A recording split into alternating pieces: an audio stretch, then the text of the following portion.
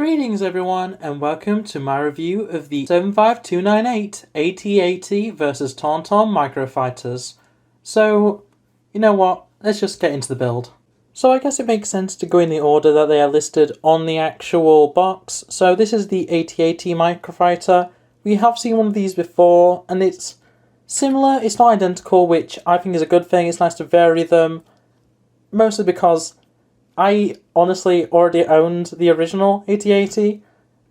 I would feel a bit annoyed if they did what they did with the Millennium Falcon Microfighter and re-released it completely.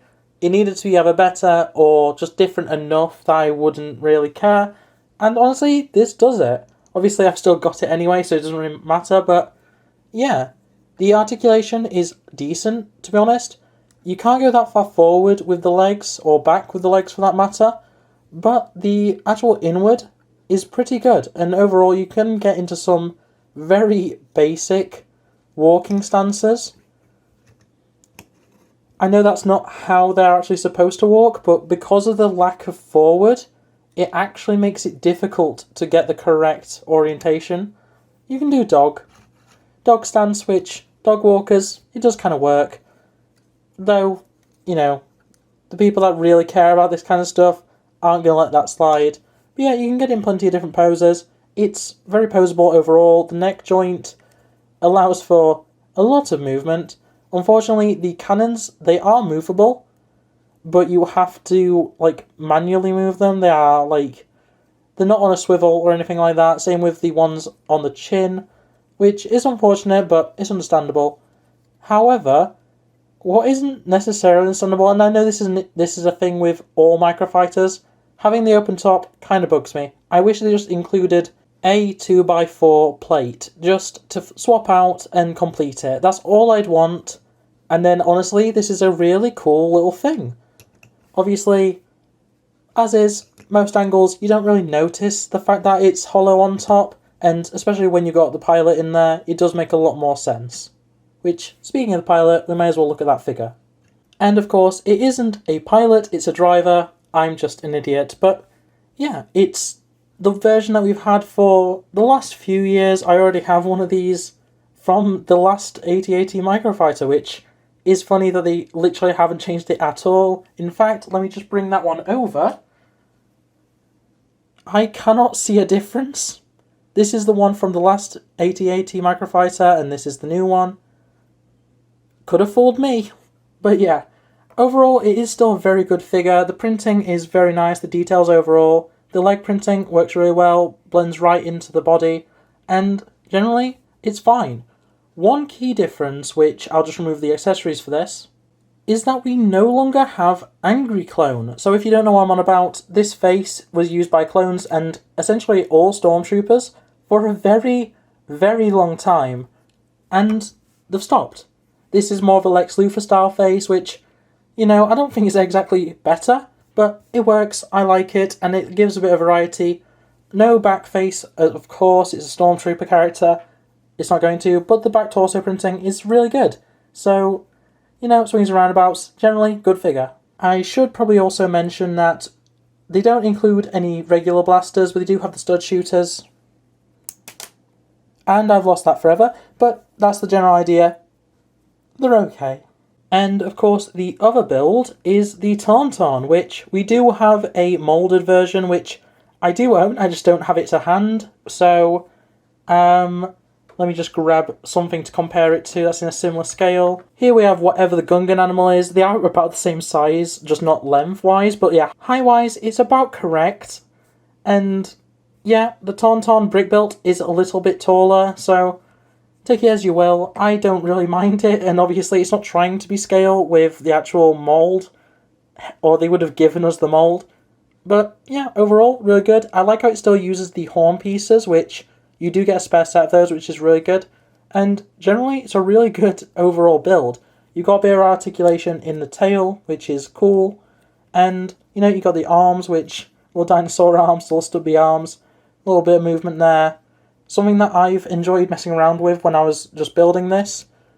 Obviously, the lightsaber is attached to the saddle, but if you switch the hand around,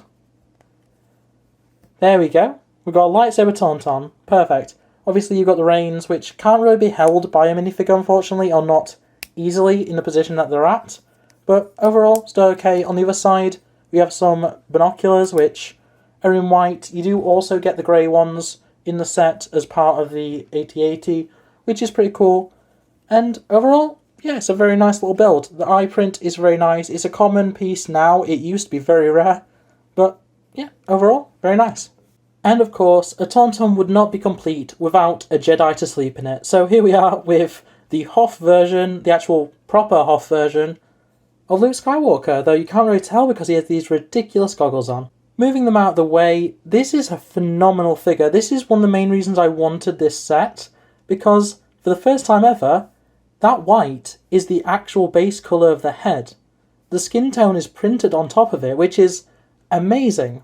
Basically, we've been looking for something like this for a very long time to be accurate, and the fact that it's taken this long is actually kind of insulting, but at the same time, we have it now, and honestly, it looks great. Usually, printing skin tones onto anything is terrible for LEGO, but obviously white is the base colour anyway, so it actually makes it really good. The printing on the legs, very nice, very detailed. The torso, it's very generic Hoth, but that's all it has to be. As for the back of the torso, it's still very detailed but generic, which is fine, and then the alternate face, which is fine as well. I'm just really happy that we finally have a plain white head with the printing on it for the face. It's very cool, and that's how that face looks framed up with the hat. As for spare parts, there's some okay stuff. The horns are very cool, the lightsaber hilt, always nice to get, that eye, useful in the long run, the goggles, very nice, and just generally, just other bits and bobs that are okay to get. Something really nice about Microfighters, or the 2-pack should I say, is that they do actually include 2 separate instructions. So, say you have 2 kids and one really likes Luke Skywalker and one really likes AT-ATs, there you go. Or if you just want them to play together, you know, give one of them one and give one of them the other. Very cool idea, I really like that. Also, if you only have one child, you know, build along with them. It's a good little bonding exercise. I like it a lot. Good idea. Very cool. And that is the set overall. So, yeah, I honestly really like this set. Probably for the wrong reasons. I enjoy when the Microfighters aren't generic in the sense that they're just covered in stud shooters and stuff like that. I actually prefer when they kind of resemble like the micro style that LEGO sometimes does for like polybags. And this gives me that in all its glory. I adore this Tauntaun design, probably more than the actual mould. I might end up getting a few more of these just so I have an army, but that's for another day. The minifigures are really good, really nice to see a new head for the AT-AT driver, and very, very good to see the new head for Luke.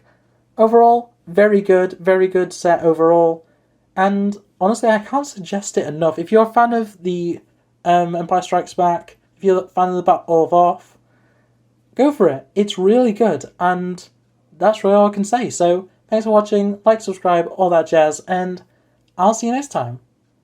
Bye!